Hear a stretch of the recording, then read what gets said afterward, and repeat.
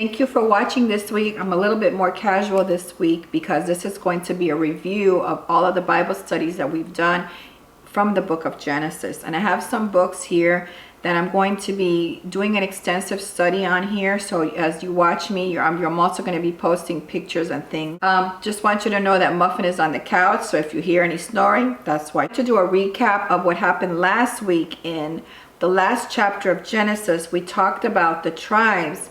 And I mentioned in there, and I don't want anybody to get confused, so I want to make sure, Muffin's snoring, so I wanted to make sure that everybody understands that the 12 tribes, and this is a great book that I bought at Walmart, and it has a lot of timelines, and it has a lot of good information in here. So I just want to clear up something because I want to make sure nobody misunderstands the tribes of Jacob, the tribes of Israel. Reuben and Simeon, they did have tribes. What happened there was that Joseph didn't have a tribe. That's where his son Manasseh was the one that took over his part. And then Levi, the tribe of Levi, was taken over by Ephraim, the other son of Joseph, because Levi actually was a tribe of priests. So I just want to clear that up because we didn't talk a lot about the tribes, so I want to make sure that I talk about it here, and we will talk about this now. Before I get into that, so the end of Genesis, now we're going into the book of Exodus. So I just want you to know between this space, there is the book of Job. The book of Job is later put in as a separate book, but the book of Job in the timeline, and I'll show you here the timeline, it should be we should be reading that now. Another book that would teach us a lot about the evil and the things that were happening in the world is the book of Enoch. Now the book of Enoch is not in the Bible. It used to be in the Bible, and some Bibles, some Orthodox Bibles still include the book. There's questions into it, but I know that in Genesis, when I talked about it, how Enoch was taken up, it's mentioned in Genesis, and also in the book of Jude, it's also referred to in there. So for me, when I read about in Genesis all of these Nephilim, and I hear about the lineage of God, and then I'm moving into other books where it says, you know, the Canaanites were evil, the Amalekites were evil. I want more understanding about how a God who is so gracious, so merciful, and so wonderful is commanding mass murder on other people. And that's just something that's been sitting with me. And you know, this is why I gave you my version of Genesis, the one that I really believe in my heart happened. So we'll talk about that in a separate video because I'm going to go back to the first couple of chapters of Genesis and kind of talk to you a little bit there, especially since I've been doing a lot of studies about all of that. The book of Enoch, to me, and it's something that I haven't decided yet because it was mentioned in Jude, and it was mentioned, so I know this is important for us to understand. You know, there's a link there that all of this evil on the earth, where did that transpire from? I think that's the problem that a lot of Christians don't understand, that how bad were things and how bad can humanity get. So I think it's important. So I haven't decided yet if we're going to go into the book of Enoch. I'm going to read it before I put it down here, and then I'll decide if it's something that we need to study or at least know about, or I can give you my take on the book so that you understand, and then you can go ahead and read it for yourself. So the book of Enoch is what transpired in the 1,000 years of Methuselah. In that time, that's a time frame there that we have to eventually talk about. I'll talk about that in my Genesis video. So with that said, I'll either do a video talking to you about the book of Enoch before my next Bible study, before we get into Exodus, or we'll just go into Exodus and then I can do that as a separate video. So I haven't decided yet as to what I'm going to do. It's important for us to know all the things of the Bible and really study it. And it's okay for us to read something and then as we go through the book, realize, you know, that didn't make sense with this because the book is a whole book. It talks about everything, you know. The Old Testament is a preparation for the New Testament, and the New Testament talks a lot about the Old Testament. So when I read my Bible, I look to see what are the characters of God in the Old Testament and the New Testament. So with that said, I just want to say that starting in March, I will probably start to get into the New Testament as well. It will be shorter than my average video, but I'm going to start doing, during the week, I'm going to start doing one chapter per week of the New Testament. So we're moving along in the Old Testament. We're also going to be moving along in the New Testament, because a lot of people are confused, and I see this, I'm going to post it here, I see this a lot, and I want to make sure that we're understanding the New Testament, because there's a lot of people confusing people out there. So anyway, let's get into the tribes really quickly before we do the review. According to the first census, Reuben had 46,000 people. This was after the Exodus, by the time that the Israelites got out of Egypt. The tribe of Reuben had 46,500 people. The census for Simeon's tribe was 59,300. That's a lot of people. This is where all the Israelites were coming from, these tribes. The tribe of Levi wasn't counted on the first one because they weren't fighting men. So they were counted separately, and they were numbered at 22,000, but because they were mostly going to be like the priests, and they were going to be in charge of the tabernacle. That's coming up later in Exodus and Leviticus and Numbers. The tribe of Judah, which is the direct lineage of Jesus, that one had, at the first census, had 74,600 people. The tribe of Dan had 62,700. Naphtali's tribe had 53,400. Gad's tribe had 45,650. Asher's tribe had 41,500. Issachar's tribe had 54,400. Zebulun had 57,400. And Manasseh's first census was 32,300. And Ephraim's portion, which is a portion that should have been for Levi, the tribe of Levi, was 40,500. And then, of course, Benjamin is the last one in the tribe, which he had 35,400 people, part of his tribe. And I'll post it here, what regions of Israel, of the land that they got. So with that said, let's go back to the beginning of Genesis and review a little bit here. The book of Genesis basically is the book of creation, and that's where it all starts. It's the origin, the beginning of everything. And that's where we go first when we're starting to read the Bible. Well, with that said, let's go to review a little bit about the people that we learned about. Because learning about the people is for us to understand our character as well. It explains to us what our character is, or who the character of God is. So let's go to Adam. Adam was one of the first ones that God created, and he was the father of the human race. He was the first person made in the image of God. He brought sin into the world with Eve. He blamed others, and he avoided responsibility, because he blamed her for it. He didn't take the responsibility for himself, that he sinned and he wasn't doing what God told him to do. He didn't have to listen to her, is what I'm saying. And then he chose to hide rather than confront the truth. He could have come out and said what happened, what really happened. So the next one is Eve. Eve was the first mother. She was allowed to be undermined by Satan. She allowed that. She acted impulsively. She shared in her sin with Adam, and she also blamed others. She blamed the snake instead of telling God, I'm to blame because I listened to him. I shouldn't have listened to him.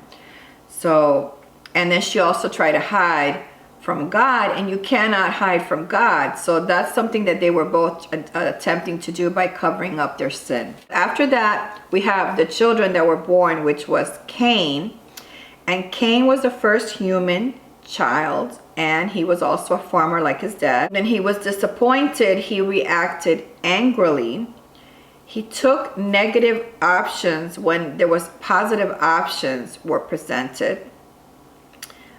Because God spoke to him, remember, and God gave him an option, but he decided to take the rebellious way. He was also the first murderer, and his offerings to God should have been the best, but they weren't. Because of the murder, the consequences of sin lasted a lifetime. So the next person that we met was Abel. Abel was the first shepherd. He was a martyr for truth because he stood up for what was right. He was righteous, and God approved his gifts. So when I do my spiritual armor of God, we're going to go through that. Actually, what is righteousness? What are the traits of righteousness? And we're going to talk about those there in that video, because that is mentioned in Ephesians. So we'll go over that when I do that video. All right, the next one that we have is Noah. Now, Enoch was mentioned there in the story of Noah. So that's why I'm kind of leaving that, still deciding if I'm going to go back and do something with the Enoch story, because it will help open our eyes to a lot of things that are coming up in the Bible. All right, but anyway, let's get to Noah, because we read about Noah. He was the last follower of God left in his generation. So there was so much wickedness in the world, but Noah was the guy that God chose. He was the second father of the human race, because after Adam, everything was wiped out. So everything started with Noah again. He was patient, he was consistent, and he was obedient. He was a shipbuilder, and then he became a farmer. And his demise was that he had a little bit of, he was doing some drinking once he became a farmer, and he started growing grapes. So that was a little bit of his downfall there. So let's go to the next one. The next one was Abraham. Abraham was a big story that we read there, was the founder of the Jewish nation. He was a caring father, and he was hospitable to others. These are some of the traits of these people that we want to remember them for. He was respected by others and was courageous. We know that because he had some battles that we read about. He was a successful, wealthy rancher. He avoided conflicts but settled disputes. This was his downfall. His downfall was he distorted the truth under pressure. And we know we read that when he lied about a semi-lie about his wife and being his sister. That was a semi-lie. He had faith in God. Rather than have faith in himself, he eventually learned to trust God and have total faith in God. So eventually he became a wealthy livestock owner, and that was who Abraham was. Then we have Lot. Lot was called a righteous man, and that is tells us that in 2 Peter 2:7-8. We'll have to read that for yourself. But when I do the righteous, we'll come back to that when I do the righteous video. We'll talk about that. Put things off in decision making, then chose this easiest way. In choice, he was always for himself. So he was very prideful, I want to say. Prideful. He was more into himself than Abraham was. And he was a wealthy sheep and cattle rancher, and at one point he was a city official back in Sodom and Gomorrah. So those are the things that we learned about Lot. Ishmael, which is the first son of Abraham, was the first experiment of God's covenant for circumcision. So he was one of the first ones. When God told that he wanted the Israelites to be circumcised, he was one of the first ones that was circumcised. He was an archer and a hunter. He was the father of 12 sons, also 12 tribes for the Arab nations. His downfall was when he mocked his brother, and then eventually when he went out on his own, he was a warrior. All right, then we go to Sarah. Sarah, which was Sarai, she was loyal to her child. She was the wife and the mother of a nation to the ancestors of Jesus Christ. She became a woman of faith. That's something that she had to learn to do. She became a woman of faith. She attempted to fix problems on her own and blamed others for their faults. That we saw that when she blamed Hagar, but she was the one that caused the problem in the first place, and then she was blaming Hagar. So the next one we had was Isaac. Isaac is her son. He was the miracle child born to these really old people. He was the first descendant of the promise from God. He was patient. He, unfortunately, when he got older, he was playing favorites and bringing conflict with his siblings. And he eventually was a wealthy livestock owner. All right, and I'm reading from, all of these are from notes that I've written because there's no way I could possibly memorize all of this. Okay, Rebecca, she was a woman that took action. So she was the one that married Isaac. She took action. Her choices were not balanced in wisdom. She was kind of impulsive with her choices. She favored her son. She favored one of her sons, which is one of the bad things that happened there. She deceived her husband. She was a wife and she was a mother. All right, so then let's go to Esau. Esau was the ancestor eventually. So this is Isaac and Rebecca had, Esau was one of their sons, and he was eventually the Edomite ancestor. He was an archer. His anger was explosive, but he did forgive people. He made choices more on his immediate needs over long time effects. When he, we learned that when he sold his birthright to his brother for a bowl of soup. Well, a bowl of a bowl of lentils. All right, so then he made a poor marriage choice because he was rebellious and he was told not to marry Canaanites, and he went ahead and married Canaanites. He was a skillful hunter, and he had anger. He had a lot of anger, but he didn't sin. So he didn't kill his brother. He didn't act upon that, which was a good thing. Now let's go on to the next one, which is Jacob, which is the other son of Rebekah and Isaac, and the brother of Esau. He was the father of 12 tribes. We just talked about the 12 tribes of Israel. These were the 12 tribes of Israel. The third in the Abrahamic God plan. He was willing to work, so he was willing to work. He was a businessman. So when there was conflict, he relied on himself first before he went to God. He changed a little bit there later on as we read as he gets older, but his conflicts, he always relied on himself. He accumulated wealth, and he was a shepherd and a livestock owner. All right, then Rachel was the love of his life, and she was loyal to her family. She was the mother to Joseph and Benjamin. She had problems with infertility. She was barren for many years. She dealt with envy and competition with her sister, and which hurt the relationship. She was capable of dishonesty when her loyalty went too far. So in other words, we read in the story how she went along with the plan to give her sister to the man that she loved. So she went ahead and went ahead with that plan. She failed to understand Jacob's love was not dependent on children, and she always thought that she needed to have children to make him love her, but he loved her no matter what. I mean, he just loved her a lot, and she failed to understand that. She was a wife, she was a mother, and she was also the household manager.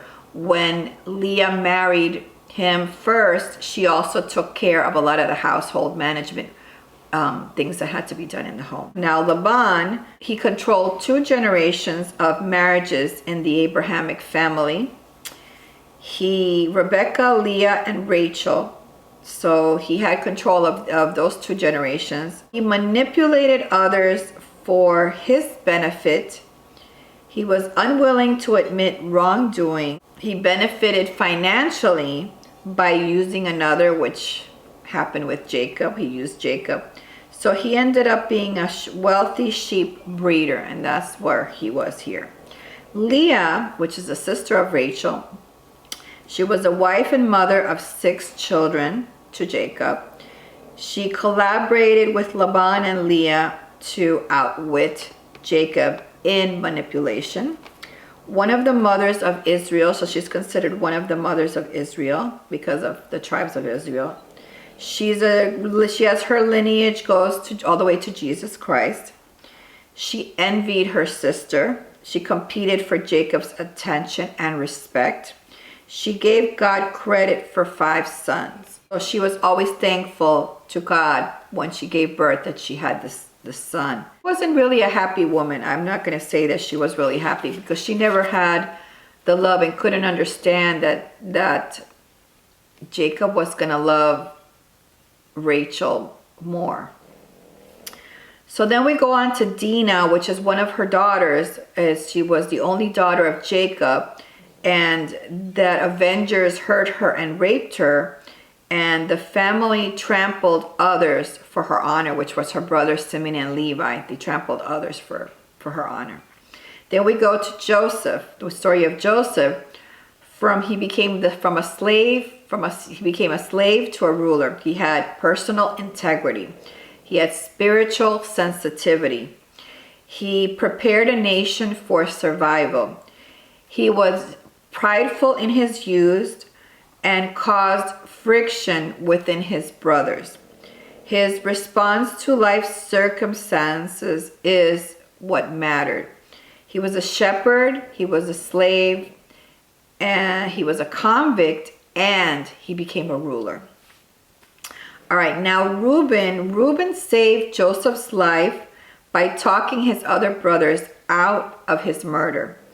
He loved his father for offering his sons as a replacement for Benjamin, is what he did there in the story with Pharaoh, so that Benjamin would be safe. He gave in to group pressure, which he shouldn't have because he was the oldest, so he really shouldn't have been giving in to pressure when his brothers were concocting this whole thing about getting rid of Joseph. He slept with his father's son, so he did a sinful act there, and his profession was he was a shepherd. All right, now Judah was the leader, outspoken and decisive. He took action under pressure. He was willing to stand on his word. It's a direct line to David and the Messiah. He suggested to sell Joseph, and he failed Tamar in his promise. We read about that, and he was a shepherd. So you can see that Judah is going to be the one that's going to be connected to Jesus, but he was pretty sinful. He did some stuff. We're going to leave it at that because those were just like the main characters of the Bible that I wanted to go back and recap. So when we go forward, we understand who these people are, that they weren't perfect, that they made a lot of mistakes, and a lot of us can associate ourselves with some of these personalities or personality traits. But the biggest personality trait that we want to talk about is God's personality. So God's character, from what I get from this, is number 1, he was the creator. This is from Genesis. Number 2, he was the sustainer of everybody. He sustained in everything to his people. Number 3, he was the judge, gave curses or blessings. The next one is that he was the redeemer. A lot of these people were not worthy to receive blessings, but God, when they came to God, they came under God. God redeemed them. So with that said, thank you so much for watching this week, and stay tuned for next week, and I will let you know, I will update you and let you know if we're going to go into the Book of Enoch or if we're going to go right directly into Exodus. Thanks for watching, and I hope you all have a wonderful week. God bless. If you need prayer requests, please leave it down below. I love praying for you. And as you can see from the Bible, we need to come to Christ and make sure that we are redeemed under the blood of Christ and follow him every single time, because that is what's going to give you the most joy and happiness in your life. Thank you so much. Have a wonderful week. Bye-bye.